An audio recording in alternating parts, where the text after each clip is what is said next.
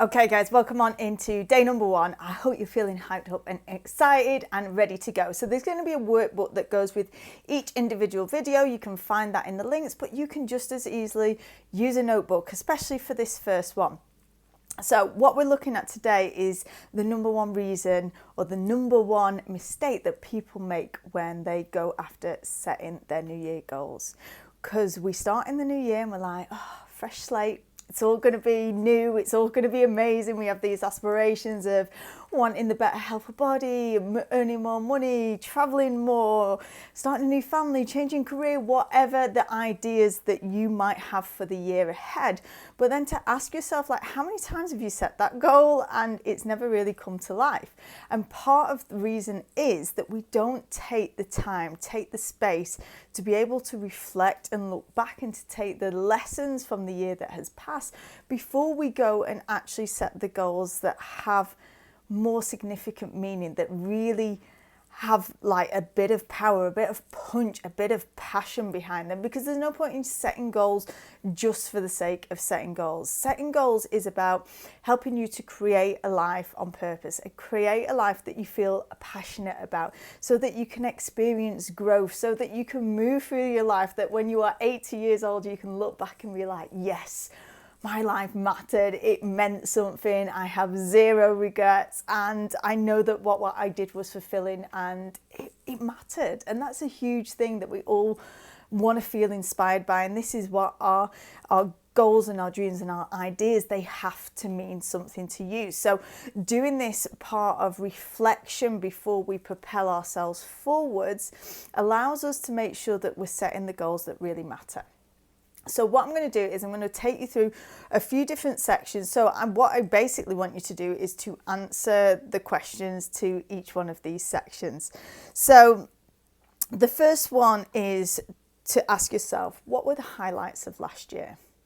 What were the things that went well? And you might look back at last year and be like, holy heck, this was the year from hell. Like, nothing went well. It was the crappiest of the crappiest that you have ever experienced, because it's natural for our minds and the way that our brains are wired as part of a survival mode is to kind of look for the negatives. And often when we cast our minds back, that can be the first thing that comes up for us. Luckily, in this day and age, we have smartphones. We take pictures of everything. So this is a great place to start when you start to do your yearly reflection work. So you might just want to scan past through some of your past pictures and really start to pull out the moments, because usually those moments that were highlights you will have recorded either by taking a picture.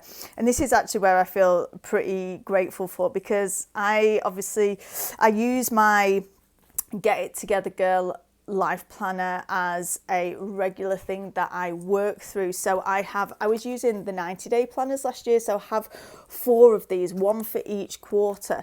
So what I did when I was doing this, I'll just go and look at my end of quarter review and pull out some of the highlights, because so it's much easier to be able to recall, to see them. And this might have been a year where those moments were maybe like smaller, more sentimental things, but there will definitely have been some highlights in your year. As well as my planners, I also have a year's worth of journals. So the journals are where I write in my thoughts, my ideas, the challenges that I'm facing, how I'm working through them, what I hope for, what I'm dreaming for. So again, just having a little bit of time to flick through some of the pages and revisit some of the things that were highlights from this year. This is what helps to instill the confidence within you that you know that you can go on to create more of it. And it also helps you to highlight the things that are important, the things that you do want to experience more of. And we have to be able to pull out some of the positives, because that's when we find the strength, the power, the motivation to keep on going. So that is your first task, to just take your mind, cast yourself back over the year that has passed, pull out some of those highlights and allow yourself to recognize them, to write them down. Use your pictures if you're not like me and haven't used a planner or journaling, but maybe consider that going forward, because it's such a great ability to be able to look at that record of the thoughts and ideas that you had, but also the wins that you want to have been able to celebrate throughout of the year. The second one, the question is, what are the things that you realised about yourself in your life? And I think this year in particular has been a great one to learn some things that maybe you hadn't really considered. So for me, those were things like my introvertedness. It's actually a superpower because, I was quite comfortable at home. I quite like spending a lot of time in my house. I would class myself as an outgoing introvert because I do like people as well, but I was very comfortable, and I know a lot of people freaked out about being at home, being just within their families, and they found that pretty tough. I actually found that was quite an easy thing for me to be able to do. Another thing that I realised was just the simplicity of grounding into the basics of my habits and my rituals, using my planner, using my journaling. It massively helped me to remain balanced throughout of the year. Another one for me was connection and community, even if it had to be over the internet. That is something that I particularly, and I think the whole human race, we all thrive in community. We are social beings. We are not meant to be isolated, even those of us that are quite introvert and feel like they are. Human connection is important, and even if that's meant to be through the internet, that's what we'd had to work with this year. Having the communities within my Shine Squad group has been an immense part of support, not just for me, but for the people within that. And I think, again, that's that huge element that's allowed me to feel connected, to feel that I'm still making impact and we're still having these conversations with people.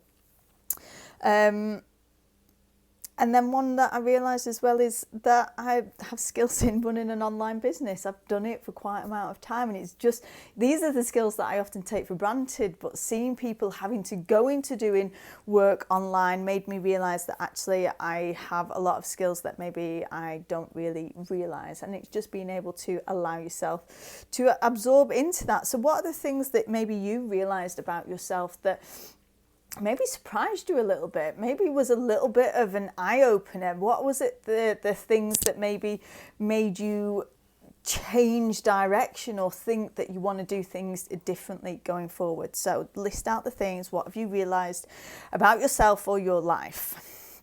Next one, number 3, is what did you find the hardest part about this year, and what conclusions can you draw from those experiences? So for me, the hardest part was definitely without a doubt homeschooling. My God, people who are teachers, and not only homeschooling, but attempting to do it with 2 kids of 2 different ages and in French when you don't speak French. It has got to have been one of the most challenging things I've ever attempted to do, and I didn't do well at it at all. The other one was being on my own with the kids when Gavin was away for quite a long period of time, because he was able to work and it meant that he was away for a little bit longer. Normally I'd be absolutely fine with that if the kids can go to school or I can catch a break, but when I was with the kids 24/7, and what it was about that is the realisation of how much I need to have space, to have time on my own, to be with my thoughts, to be with my feelings. It's super, super important to me. And when I wasn't getting that, I did find it really, really challenging. So it's being able to use that information and what conclusions can you draw from that, because that's what's going to help you as you start to move forward. What are the things that you know that you need in your life to help you to thrive as we move forward into the next year? Number 4 is, what are the lessons that you are taking from the year that has passed? Because if we don't take stock of these lessons and then you go into the next year and you keep repeating the same old mistakes again, then that's what the definition of insanity is, doing the same thing over and over again, expecting a different result. We have to learn the lessons. We have to be able to say, okay, this is what this is teaching me, and now this action step is what I can do about that. Big lessons for me this year was around finances and financial situation, living month to month. It was really scary when you're in that situation, and this was actually a huge catalyst for me to make massive changes with finances, and we've restructured things and moved things around. It was a huge lesson, and I know that going forward we want to have that safety and savings pots, which made us really have to think about things differently. It was a huge lesson that when the world came to a halt and we had no money coming in, it was incredibly scary. And we learnt a lot from that, very much so. Next one was taking time to be still. So that goes in line really with having space. So just not having to be anywhere, to go anywhere, to do anything was actually very much a part of what I felt I needed. That space to just not, like we couldn't do anything at all. It's actually at moments quite nice in the beginning and towards the end, maybe not so much. Another huge lesson for me was that I still really love teaching health and wellness. I was always still doing it within my French community here, but going back to doing it online, I've loved doing it and coming back to teaching and learning more about nutrition and always expanding that part of my business as well. So that is definitely something that's going to be here to stay. And I think I needed that reminder. Like when we moved out to France, I was very much of like, no, I think I'm done with that. I just want to focus on doing mindset. But actually, I do still love doing it. It's part of who I am. It's part of my being, and learning the lesson of experiencing that means that I can definitely use it to expand and grow my business going forward, and that's pretty exciting to be able to take that lesson forward. So kind of thank you to what's happened this year for that lesson. And then the next one was that I can fit everything in that I need to I've had less time than ever because we're doing working, having homeschooling, all of this going in together. I came to realise that actually when it came to it, and I got my ass in gear, I could do it all. And I did do it all. Maybe I didn't do all of the homeschooling, but the point was that when I was more restricted with my time, I was far more effective with it. So that was a huge lesson and a reminder to me when I wasn't procrastinating, because I didn't have the time to procrastinate. There was no option for that. So I just wanted to share with you some of my own lessons to kind of get thinking about what is relevant for you. And then when you have these lessons, to take them through, like if you've been from corporate world, you might have done this before, but doing like a SWOT analysis. So like, what are the strengths that you have maybe built from this year? What are the weaknesses? What areas do you feel that you need to grow in, that you need to up level, that you need to upskill, that you want to expand or get better at? And what are the opportunities? What are some of the things, like with the fitness side? That was a massive opportunity for me, and we've done amazing with the online boot camp, and it's still going strong, and that was a huge opportunity that's come out of this. And then what are the threats? What are still the challenges that you're facing and that you know that you need to work on? So just to recap on those. So number one was, what was the highlights? Then what are the things that you've realised about yourself or your life? What are the lessons that you learned from last year? And then take that through the SWOT analysis. And then one thing that I want you to just recap and end this on is, what was the thing that made you proudest from last year? What made you feel really proud about yourself? And I actually had a couple of them. The first one for me was the way in which my kids responded to the pandemic, because they were just so resilient. They were just not fazed by it at all. And I don't know whether this was a combination of obviously my excellent parenting skills to instill confidence and calm in them, or our environment in which where we live, being out in the countryside and not being in a city, it could have been very differently. But I did see a lot of people that kids were struggling with it and feeling stressed out and scared by it. But my kids were just like, yeah, whatever, it's going to be fine. We get to spend time at home, don't have to go at school. And they were just, the way responded to it just made me feel incredibly proud. And then the second one was just within my own business, that even through a global pandemic, and when it first kicked off, I thought, oh my God, like everything's going to go to shit basically. And I thought I would lose my entire business. And yet on the other side of that, I continue to remain strong and keep with it, and actually had one of the best years that I've had since we moved out to France. And that's just an element that all of the work that I've been doing over the years, it made me feel incredibly proud that I've got amazing clients, that I didn't give up on myself, and that made me feel incredibly moments of badassery is how we like to call them. So I want you to think about that. And it doesn't have to be, I don't think proud moments or moments of badassery have to be like these huge monumental things. Like even just looking at my kids, that is, you know, and seeing how they responded to something gets you right there, right in the heart. That's what I want you to be able to tap in. So I'm excited for you to go through this. So I want you to fill it in.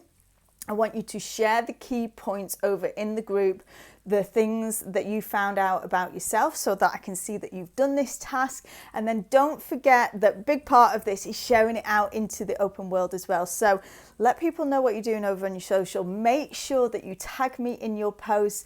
Remember, we've got these prizes to give away, and all you've got to do is do this work and then show up and interact within the group. So I'm excited to see what you come up with, what you take away from this, and also connect more over in the group.